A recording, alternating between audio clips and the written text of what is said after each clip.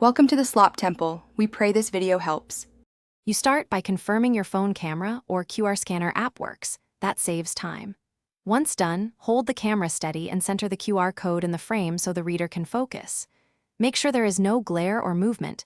If needed, angle the phone slightly. When the notification pops up, tap it immediately to open the link. This direct action prevents accidental navigation elsewhere and gets you to the menu quickly, which is the point of using QR codes. Once the menu loads, scan visually for the section you want and wait for the page to finish rendering so links and images work. If images or prices are missing, refresh the page or open the link in a new tab. That often fixes partial loads. Make sure to use the browser back button to return rather than the QR flow if you want to rescan.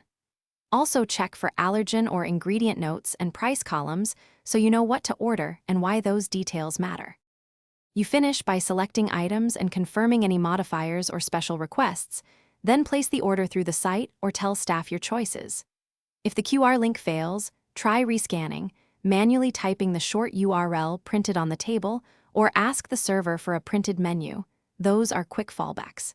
If the page consistently times out, clear your browser cache or switch to another network. That troubleshooting step usually restores access, so you can complete. Thanks for watching. Consider subscribing if we helped you.